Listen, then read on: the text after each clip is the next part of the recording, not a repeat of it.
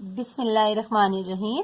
अस्सलाम वालेकुम। आज का हमारा टॉपिक है रैशनल नंबर्स। तो रैशनल नंबर पर जाने से पहले हम कुछ नंबर्स को देख लेते हैं। तो सबसे पहले हमारे पास है नेचुरल नंबर्स। तो नेचुरल नंबर्स हमारे पास जो है वो काउंटिंग है, यानी गिनती जो हम लिखते हैं, और ये कहाँ से स्टार्ट होती है, 1 से, यानी 1 2 3 एंड सो ऑन। ये जो नंबर है ये हमारे पास है नेचुरल नंबर्स। होल नंबर्स जो है वो नेचुरल नंबर से ज्यादा होते हैं, और उसमें क्या चीज ज्यादा है, जस्ट जीरो। उसके बाद बाकी तमाम ये नेचुरल नंबर ही उसमें आ जाते हैं, तो इनको कहा जाता है होल नंबर्स। अब हमारे पास इंटीजर्स। तो इंटीजर्स हमारे पास जो हैं वो इंक्लूडेड होते हैं जी 0, और उसके साथ तमाम पॉजिटिव इंटीजर्स एंड नेगेटिव। तमाम पॉजिटिव नंबर और नेगेटिव नंबर और 0 ये हमारे पास आ जाते हैं इंटीजर्स में। आज हम देखेंगे रैशनल नंबर्स।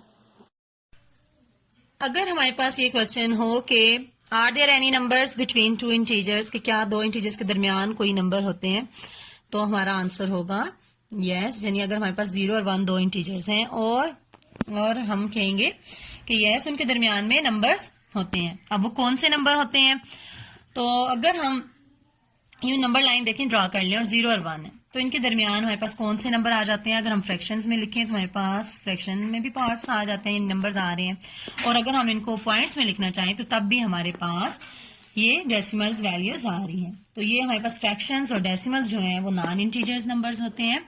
तो इसका मतलब ये हुआ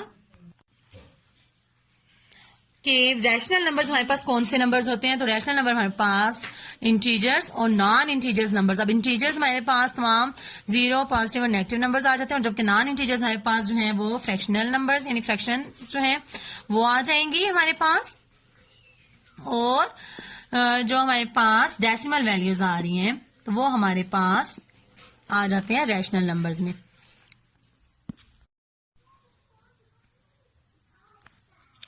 और अब हम देख लेते हैं कुछ नंबर्स को कि क्या ये इंटीजर्स हैं या नहीं। तो जैसे हमारे पास ये एक नंबर है 3, यानी कोई भी होल नंबर अगर होगा तो क्या वो हम पास रैशनल नंबर होगा या नहीं।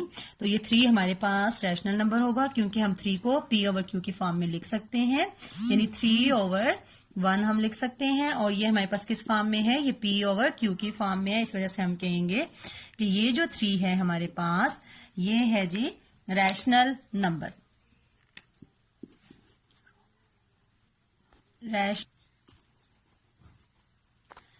अब नेक्स्ट है हमारे पास 2.5, और 2.5 के बारे में पूछा जाए कि क्या ये डेसिमल वैल्यू है और क्या ये भी रैशनल नंबर है, तो हमारा आंसर होगा यस, क्योंकि ये हमारे पास इक्वल हो जाएगा 25/10 के, और अगर हम इसको सिंपलेस्ट फॉर्म में ले आए तो ये हमारे पास बन जाता है 5/2।